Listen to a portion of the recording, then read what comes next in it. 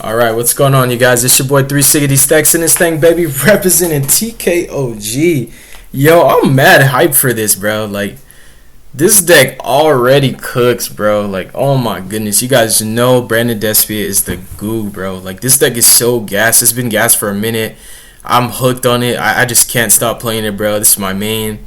This is a new list post-Photon HYPERNOVA, so everything changed. Like, my whole life has changed. Oh my goodness, bro. I can't believe they showed this much love. The new support this deck got, it solved multiple problems, and that's huge to me. It wasn't like they made good great in a simple way, you know. Like, tier was just insane. They didn't need anything else. They just kept getting stuff. Like, this deck was decent, but it needed stuff, and they gave us more than what we needed. Like, this is OP done right. Like, this deck's incredible. It has so much potential. A lot of it's untapped. I keep telling you guys I'm going to stand on it. This deck's really not solved. It's not as easy. You know, there's a streamlined way to play it, but there's something I find so methodical about this deck and all the options that it has access to. And technical play with this deck rewards you so much. It feels like you're playing Fusion Sky Strikers with the recovery and explosiveness of Dragon Maids, while having so many different options for infinite loops and locks. So it gives you the element of playing a control deck like Eldritch or Labyrinth, but it can still combo. It can play through so much disruption. It plays through layers of disruption. It's so good with breaking boards with just pure engine. It doesn't lose to Shifter. It doesn't care about the Arise Heart and the Cash Tier matchup for the most part. Like, it really doesn't. It doesn't really care too much about Dweller. This list has multiple ways to out Baguska as well. So I had a lot of thought put into it, just thinking about what board I can't break and how I would do it with my main deck without having to go into the side and just giving up a game one. I've changed and modified a lot of the ratios. Statistically speaking, this deck is still more consistent than my last list, even though it's 60 cards. We did actually get even more starters, so thank you, Lord Jesus, and 3 additional honorary starters in the form of tasking when you're going second. So it's even more gas than it was before. But the deck never really had issues. I never had issues playing the deck with like consistency. It's always fared like decently well against Sprite and Fluunderies, but always had an exceptional matchup against Tier, even when the Ishizu cards came out. Let's get into it, baby. If you haven't done so already, definitely consider subscribing to the channel. Leave a like if you liked the video. Leave a dislike if you didn't. If you want to see my combo tutorial, because mine is different. It's not the same one you guys keep seeing on YouTube. If you want to see mine, if this video gets to 100 likes, I got you guys. Definitely consider joining the Discord. It's a growing community literally every single day, bruh. And if you guys want to be coached by your boy, definitely sign up for my Patreon. So, yeah, you guys, this deck's incredible. It has so much going for it. It's a jack of all trades. It's well-rounded. It's versatile. Like I was saying, it's always been good against Tier, or at least the way I play it. And even now, with the Ishizu cards being out and Tier having all of these extra cards that they don't need, but they can use if they want to, it doesn't change the fact that this deck, piloted correctly, checkmates Tier a majority of the time, whether it goes first or second. Tier has a few tricks up its sleeve. Now, outside of the Ishizu cards and Bysteel monsters, which may fall out of favor, Tier does have the ability to summon cards like Dweller and Baguska and Rue Kalos. Now, Dweller, Baguska, and Rue Kalos are all really good against this deck. Outside of that, it's Crime and Solik. So Crime, Solik, and any one of those extra deck monsters will always be a decent board for this deck to contend with. But ultimately, none of them are unbreakable, and as long as you draw good enough, you can play under Dweller, you can clear the Baguska. Crime typically gets baited all the time by my branded Lost. I'm not on 3 this time. I'm on 2. I really hate that I have to play 2 right now because of ratios and like just cramming as much as I can fit.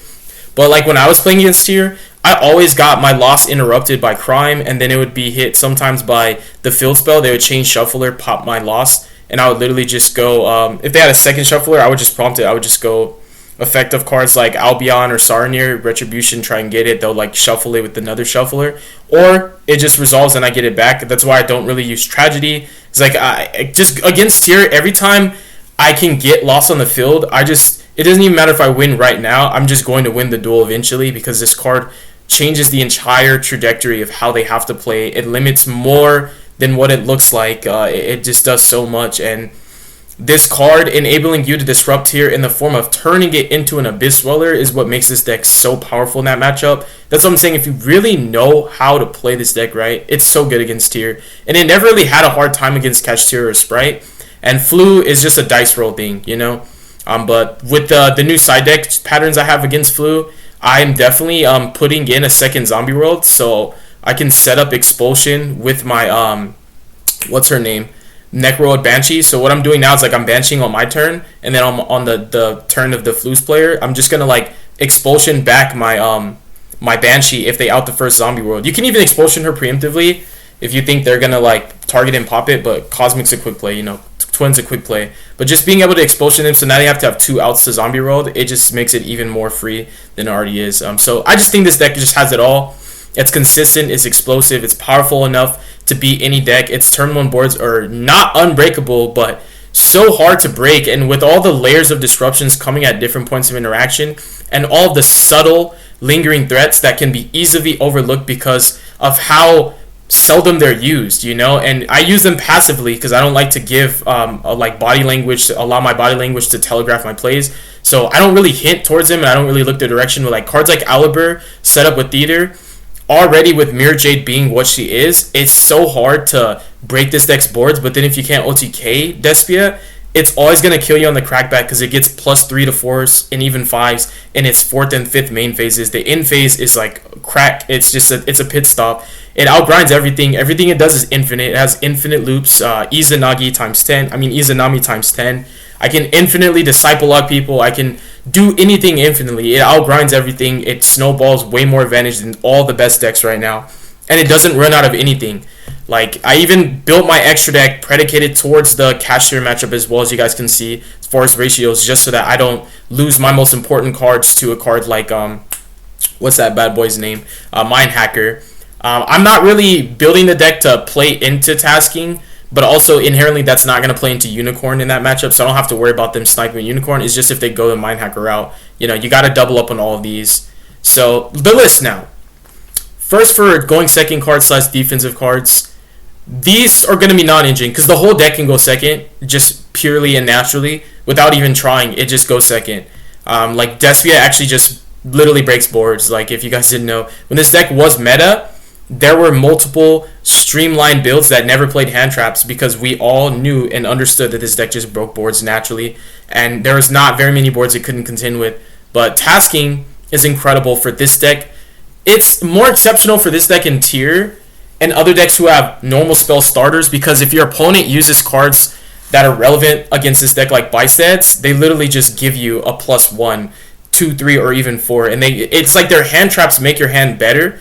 And so it's not as good in other decks where like your opponent won't be able to Nibiru you or they won't be able to use Bystats. But if you're playing against tier limits, they're always going to be playing on your turn. So luckily they're in this format, so it makes this card so viable to main deck. I just feel there's no reason to not play it. It's almost always going to be live, and this card's existence changes how everyone structures their lines of plays. It's just the fear of God, you know. It's like Nibiru, it's like Super Poly, cards like that, evenly matched, Lightning Storm, cards that can be played around when they are relevant, and they do actually affect you and can literally cause you to take an L because of it. People play around them by changing the way they build their deck and how they structure their plays, which makes this deck even more favorable because this and Fluendaries in formats when there's no when there's no hand traps or not an abundance thereof, it's just so hard for you to break their board with board breakers. Like, it's better to hand trap the board and prevent it from happening with this particular archetype than it is to try and break it. With tiers, you can just break it. You know, with cash, you can just break it because the board you set up, you know, it's going to be more than enough, and their follow-up is only granted by them having the continual ability to play. But with this deck, it gives itself the continual ability to play even while you're trying to break its board, and it just has so much. So yes, this is a lot of information, and you guys can just say, oh, get to the deck profile, you're taking too long. But this is more of an analysis and a deck profile in combination, and also just giving you guys my experience and coverage on the format, and this is why, like, this is my choice. So yeah, incredible card. It literally, minimum, it's just going to add you fusion. This card's going to make people not want to play Bystats, and I love that because I don't have to, like, use Lost to play around Bystats anymore. It changes a lot. Same with Talent. I'm tripling up on all of them. I don't care about drawing duplicates. And as long as my opponent doesn't play into them, I don't care that I dead draw them.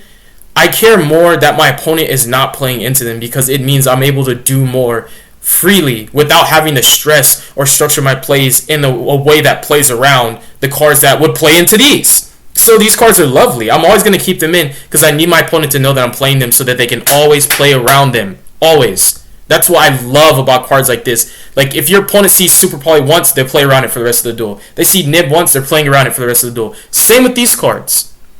Triple Lava Golem, this was the card of choice. In the terms of whether I could have picked multiple hand traps or just solid cards like these, I find these to be a lot more just clear-cut, concise, and less risky, in my opinion. You seldom need your normal summon, like literally need it to go off. And this card is so good against everything that's not flu. Most cash tier lists are pure, and they're not going the Berry Statue route. But even if they are, that's a very, very susceptible and fragile board in the first place. And then Triple Imperm, it's the only hand trap that I feel is relevant right now that doesn't play into the territory of these, but also is still a solid card playing into boards going second. And it's a decent option for a tasking target if you're not playing like another brick in your deck like me. Like, I didn't want to put another brick for tasking if I go first and get hand trapped, because if I get hand trapped with this deck going first and I need to resolve tasking, it means they like bisetted me most of the time. So I'm going to get fusion regardless. But if they're just using low impacts, I don't really need to do like to get anything right away or immediately. And the card I said doesn't really matter. It's just nice to have it so that they play around it. And then Evenly, this is just a tech. I look at it like a cross-out package with tasking. I like being able to bridge into Evenly because, bro, like, Tier's not even freaking playing Crime anymore. I don't understand. Like, if you see one list that cuts a card, everybody cuts it, and it just makes it so much easier for guys like me. I'm like, oh, you guys don't want to main Crime? I'm a main Evenly then. And you can get access to it, obviously, because of tasking. Bicep Lubellion, this card is literally a going second card. I don't care what anybody says. Nobody can tell me otherwise. He's a starter, an extender, he's a recovery card, and also he is a defensive / going second card. A lot of the Biceps are kind of like that with this archetype specifically, especially Saronir, but Lubellion's better because he also directly outs Baguska, because he can just literally search Jerusalem and then summon himself by sacking Jerusalem. The only way that it wouldn't be possible is if like Tier has graveyard disruptions like Biseals, which are gonna fall out of favor and probably come back when people stop playing around them. They're gonna be good again. You know how it be. But if it's, you know, Shizu Shufflers, then obviously you're gonna want to try and force those interactions first. But he does out Baguska, and that's one of my favorite aspects about this card, that he does so much more than he's given credit for. He dominates against rogue decks. He makes the Raw Disciple lock nigh impermeable when you're going against Tier, because most of the time they can only out Disciple by using their field spell to pop it using a Shizu Shuffler. But if you use him to access Beast, it doesn't matter. And you infinitely loop. Infinite. If you guys didn't know, I've told you in my other profiles, everything this deck does is infinite. And then just 2/2, 1/1 for the rest of the ratios. Saronir's still the best one for this list. If you're not drawing Lubellion, but Lubellion is literally the only Biseal that I want to see. I don't care if I'm going first or second. Most of the time, I'm not using these on my opponent's turn anyways. I use them on mine. Unless it's like in-phase Magnum, I'm cool with that. And this card, it's worth the risk sometimes, but without the proper setup, and if it's just a 1-for-1 trade, even though you're putting a body on field, I still would rather just hold it for my turn, because most decks are very reactive with how they play. A lot of decks now are able to play on your opponent's turn, so the board they make is not all you have to contend with. It's the same with this deck. This deck has so many layered disruptions. You see what you see, but then there's more that's on the way, so it makes cards like Dark Ruler less impactful against decks like this, but evenly matched, even more impactful. Alibur's my guy. This is my boy. He pays the rent, bro. This card with Field Spell is just like FTK. GG no re. Infinitely. I literally, you could just be in a random, like, I just need cards back, bro. Just crash an Alibur into anything and just get Theater to bring back a Mirror Jade, or even just bring back any of your relevant fusions and just start playing the game again. It's kind of crazy how, like, this deck will stay in the game forever. Like, infinite, bro. And when I say Izanami, it's like because I have so many different loops and like really, really cool technical play where I can lock specific actions, lock my opponent from specific actions, and the cards that out that are so few and far between. seldomly use, that if they out it once, they can't out it again, because I'm just going to keep putting them in the same lock. Everything this deck does can be recycled over and over. If you know what you're doing, it's infinite, is not an exaggeration. 3 fusion, 3 opening, 3 deployment. These are all starters. Deployment, one thing that did scare me that I thought about with deployment in the cash matchup was the thought process of if they hacker my finale, that means this is no longer as versatile as a card as it could be. Granted, this actually is really strong against cash, because most of the time they don't really have actual negations. They might have a spot removal or two, but because of that, they don't have like actual negations. It makes it a lot easier to resolve cards like Albaz, because you can just force them to trigger that stuff anyways. Their spot removals normally get used on cards like Lost most of the time, like dang near every time. So it just makes Albaz super duper free, whether you're under Shifter or the Arise Heart anyways. Most of the time I would Contact Fuse the Shangri-La. Contact Fuse the Arise Heart and then just Mirror Jade the Shangri-La. And it just makes deployment so valuable in that matchup. In other decks, it shines against Sprite. Against Tier, it's really good, but most of the time they have cards like Sulik, which does mean that it doesn't matter if you have Lost or not, And that's a card that's a lot harder to pick apart from the board, because this deck clears monsters better than it clears back rows. So it's not as good against Tier, but the bottom line is it's still really, in my opinion, a versatile and strong enough card that it's worth allocating slots, because it does increase consistency. It helps you a lot, especially in tandem with playing Lava Golem, but also just being able to play through boards a lot easier. Dude, it's incredible. Having 6 E-Tellies is beautiful, and Cartesia is not a joke.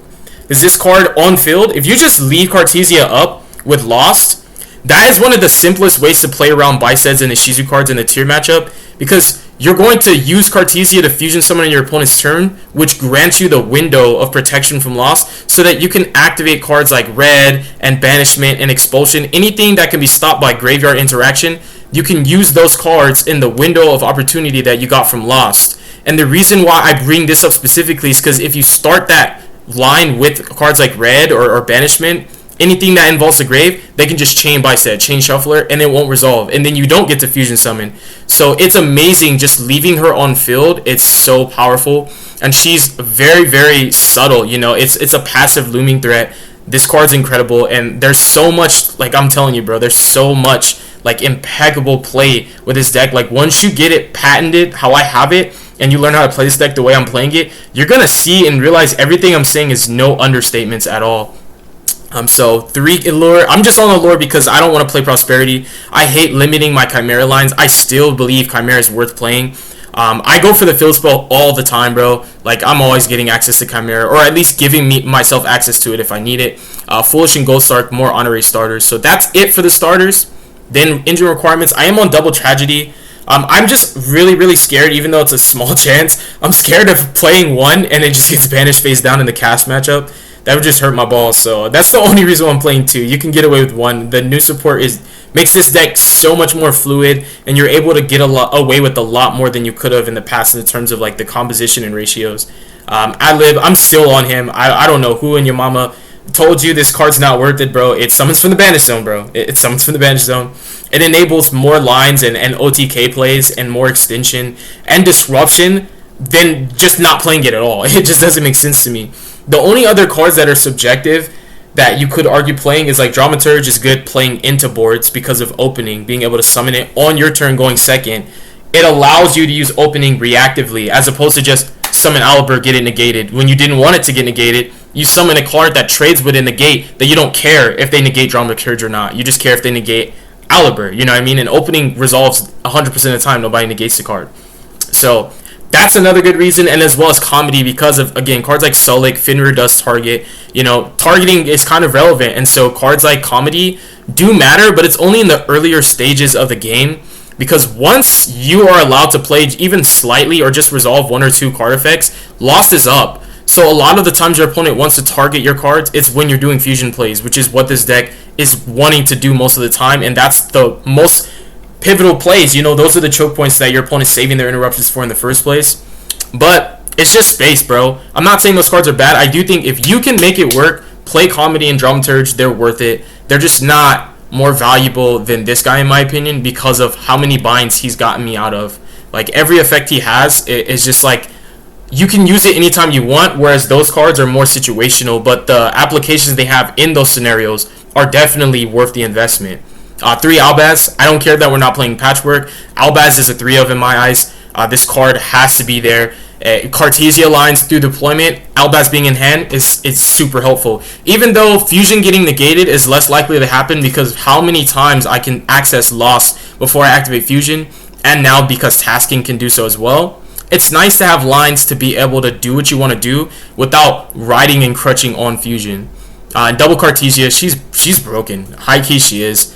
This card in my shit all list is gas. Double Merc, I believe avidly into. One will get used if you go for your standard, and I say standard, turn 1 board, and you're going to need another one because if you're ending on the locks that I have with Expulsion, you definitely want to give yourself Mercurier and Lost so that you can have access to protection via Lost so that they can't use graveyard disruptions like shufflers and stuff. So that, and this is only if you don't banish Raw's Disciple for the Masquerade, because if you open good enough, you have that line, then you just banish Raw's Disciple and you're summoning it from the banish zone. So Ishizu cards and Byseals literally don't matter. Expulsion just brings it out anyways, and now you just literally just have Merc, you know, and Merc's crazy. It really is, because again, if you don't have a line that allows you to banish Disciple, then you always want to end on Merc. Like, you're always going to want to end on Merc and Lost. I end on Merc with Lost more than I end on Beast with Regain. I see almost every single branded Bicep player always go for these cards. And I'm not going to lie, it's nice to have the ability to just get that recursion early when you don't really need it, because it's early game, you know? And it does let you infinite loop, don't get me wrong, and bringing back Biceps is cool. And 1 pop is decent. But I like coverage. I like versatility. I think Lost benefits me more as well as Merc benefit me more than these two on field. They deal and trade with cards that hurt my deck more than these cards do. These cards are nice to have, but we never needed them to play. But this card definitely changes the fundamentals of how the entire duel goes if this card stays on the field, bro. I'm telling you, your opponent literally cannot play. They can't. And I'm saying it in the sense they just can't do what they want. They can do what you allow them to because of how restrictive you can make it if you're smart with how you use Lost. And lastly, just Albion, Kit. I used to play 3 of her. I love her. She's like him, but she's also the card that lets you take Retribution from Banish Zone and just put it back to your deck. You don't have to have an extra card. People always look at her as a bad card. She's a neg one. She's not. You're just not using it right. She grabs anything from anywhere, and you can just recycle it or keep it. And you can just banish her and put her back with Regained and just infinitely loop Retribution. That's how you can Raw Disciple lock your opponent on turn 2. I mean on turn 3, and then turn 5, and then turn 7, and you just infinite. I'm not lying. And I like Ecclesia a lot. I freaking love Ecclesia. She's so gas. I pity the fool who doesn't play her. Double Lost. I need multiple. Not just because of Cash Banish get face down, but like it comes up, you need at least a second copy. The way that I play this deck and how I use Lost, it's always a threat anyways. It's Meltdown, bro. It's the first card they're going to go after, and it doesn't have any ways of like monsters being able to interact with it for the most part. So it's like going to get hit by cards like Crime and the Field Spell. It's going to get hit by cards like the Arise Heart if you're playing against Cash. But like those are the times where sometimes, especially against Cash, when they banish it, you do need the second one. Because if you open good, this deck can access Lost multiple times, and that's incredible because one of the last times you can access it, you can just change the target to like Fusion or any other branded spell trap you need. All you need to remember is when you play this deck like 3 stacks, Lost has to be first, not last. You don't end your board with like getting access to it. You start every turn off with it. You predicate, and you do everything you can. You predicate your place to getting Lost. You go out of your way to get Lost, and your opponent will go out of their way to stop you from getting access to Lost. But if you can deny them the ability to at least once, and it stays on the field, you will win the duel. I promise you. Regained. Infinite loops, bro. You can recycle your whole extra deck. Infinitely loop cards like Kit. Infinitely loop like any light or dark. It's kind of just crazy how much this deck really, really snowballs with cards like Regain just getting up. The Holy Trinity is Theater, Regain, and Lost. These 3 up, your board's just... You play for free. You can just play... Literally, your opponent can just try and attack you, and then you just get +3s for no reason. Like, you don't even have to do anything. You just get advantage every turn. Like, it's this card. It makes people just want to give up, bro. And I'm still on 1 red. I won a second one only seldomly, and it's just because like I'll use 1 for certain lines when I'm going second, and I still want to end my turn with 1. And because if I don't kill them, like I want a red, especially because like Banishment's not going to be as good anymore. So I always want a red, and if I can't get red, it kind of sucks because I don't really like going for beast that much. Like, I'm not gonna lie, I really don't go for it as much. I just like its utility because it's just a different option for whatever I need it to be. But most of the time, if I'm trying to set up a decent board, if I couldn't OTK my opponent, I always feel that red is just a lot more versatile because it can go into like virtually anything, whereas this is just, it's a pop, you know, and it's not bad, but it's just not that great. It's just more for coverage because this deck doesn't really trade with back rows that well. And then Brandon and White, I've been on this for a while, and post the new support, you definitely should be on it. And Retribution just cracked. So a little bit before we go into the extra deck, because again, this is an analysis. So Branded Expulsion is actually my favorite branded trap. It's actually the best branded trap card in my opinion, and Lost is the best branded spell card in my opinion. Very unpopular, I know, but still. This card is like Shark Cannon, and if Shark Cannon and Sprite Double Cross had a baby, but that baby ended up being their granddaddy. Like, this card is, it's beyond multifunctional. It's universal how good this card is. It works in every single matchup. Even if you're not taking their fusions, the fact that this card can literally just take your opponent's boss monsters and use them against you, and the fact that you can just banish them yourself with Mirror Jade, you know? And because it summons from any player's banish zone or grave, there are even times where you literally will get set up early for this because of how the matchups work, you know? Like, tier. Come on, bro. So it's amazing. It really is. Like, Expulsion is so versatile. It's, in minimum, it's able to just, you can chain it, target the tier limit that's activating engrave, summon it to your field, it won't resolve. Minimum, against Cash, you just take their boss monsters. You literally just take their Fenrir and put it on your field and use their Fenrir against them.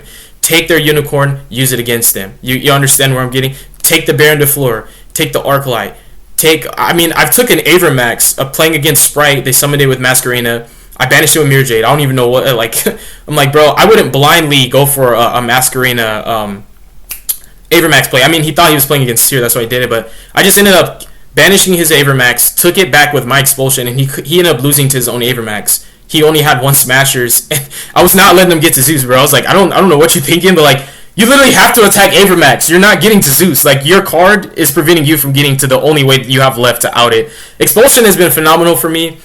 There's more locks with this card than anything else in the archetype. I've researched thoroughly every single light or dark monster that's relevant, and every single beast, winged beast, or beast warrior. Yes, because of this card, I researched a lot, and I have so much goo that I may or may not release again. If this video gets to 100 likes, we'll get to the combo video, and if that video does well, then I might start sharing more goo.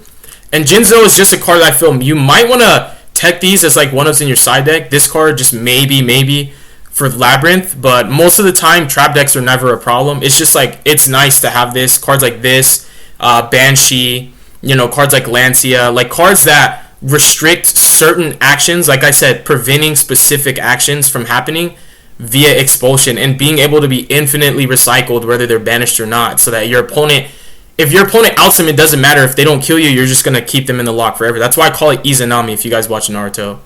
And then finally, double Mirror Jade, double Albion, double Lubellion. Lubellion is even more important too. Like, you might have to use a comeback play with this and just go straight into Linitus just to put back like all your Albions and your other Lubellion and all your Bi-Seal monsters. This card is always a 2-of in my opinion. You can recycle it theoretically if you play one, but if you're playing one and it got stopped to the point where you have to put it back and you don't have access to it, like the odds are you're not in a favorable position to just be able to just like waste a fusion play to do another one. And the regain interaction is only going to be if it's that moment when it's banished, you know? So that's why I like to play 2 just to keep it safe. And then double Inworm. This card's too nice, bro. Like, it was either playing 2 of this or playing 2 of her. And the only counter argument I had to like playing 2 of her was like just dead fusion deployments, because you don't really need this card to play. It's definitely a nice to have, not a need to have. But this card is way too nice with it. It's not necessarily that it's better than Mirror Jade in my opinion, because I still always believe Mirror Jade's better in every way, shape, or form in almost every single matchup, which can be subjective in other people's opinion, but I think she's just better. She's more versatile, she's less matchup specific, whereas this card is good, you know, it really is. But I just feel that what makes it still arguably just as powerful is the fact that it has a versatility that Mirror Jade doesn't have, and that's literally just returning your own monsters. And that, in my opinion, is what makes it so crazy. That and its ability to negate Mirror Jade and literally just like reset your Mirror Jade and get free pluses on in phase. So let me load back in. So double Lindworm, and this is all just because of cash. Like, if it wasn't for cash, my extra deck would actually be saucy, and I would be playing Super Poly. But Super Poly, I don't think is going to be that great either, because I play one Mud Dragon, they just banish it, you know? So double of him, simply, again, cash matchup. The rest of these are expendable, so I don't mind them getting banished. The ones that matter are the ones you're going to play at 2. Brig in just for the extra in-phase search for the second Mercurier, because the first one you use in the main combo. Linitus is also going to be super relevant, because, like, dude, I can feel it. I can just feel it. Biceds are going to leave the format and then come right back. Masquerade, I really love playing 2 whenever I can, but this is not a list where this is a luxury. This is not a list where you go out of your way to play 2 Masquerade. This is just like, this is going to help you to secure more wins in time than anything. Quartus, this card's checkmate, bro. I mean, this card is checkmate. Like, against cash, this card's checkmate. Like, it's insane, bro. Like, this card trades so well and always takes multiple resources from your opponent and allows you to just replace the cards naturally. Chimera, we're still playing it. We're never not playing it. And then Priskinian. I don't really like this card that much, but I do love the fact that it just feels like expulsion. Just taking my opponent's cards and using them against them is glorious. And it gives this card a little bit more, I guess you could say, not validation, but I guess it makes it more worth playing in the end. Because if it was just for the dump and that's it, I wouldn't really see it as like, oh, I'm going to go out of my way for it, because most of the time my hands are just so powerful, I don't really need this card's like effect to resolve. It just gives me 1 or 2 extra disruptions or allows me to play through 1 or 2 more. But ending on it, just having access to this makes it an actual disruption, and now it has to be played around. This card can be impermed on your turn, and they still have to play around it on theirs. And that's where I see the value in playing at least 1 target for it, because stuff like that's economics. When you can 1-for-1 your opponent multiple times with 1 card, that's beautiful. That's exactly what you want to do if you can. And that's it, you guys. That's all I have for you. This is my deck list. That's my analysis. I provided so much information and intuition for you guys. Hopefully you guys appreciate it and understand where I'm coming from and what I'm saying. A lot of what I say is purely experience based, so you know, take it with a grain of salt, because your experience might be different from mine. But in my experiences have definitely developed my taste for how this deck is built. And ultimately, this is what I like right now, and this is what I'm comfortable with. I'm only going to make changes if the format doesn't turn out to be what we expect it to be. But God bless you. Make good choices. Don't hurt your brain cells. Stay tuned for future content. You have a beautiful night. Be safe. And thank you to anyone who actually stuck through and watched the entire video and then just skip it or get mad and say this video is too long. I appreciate it. If y'all know how I make content, y'all are real ones. You know, in depth as always, bro. Peace.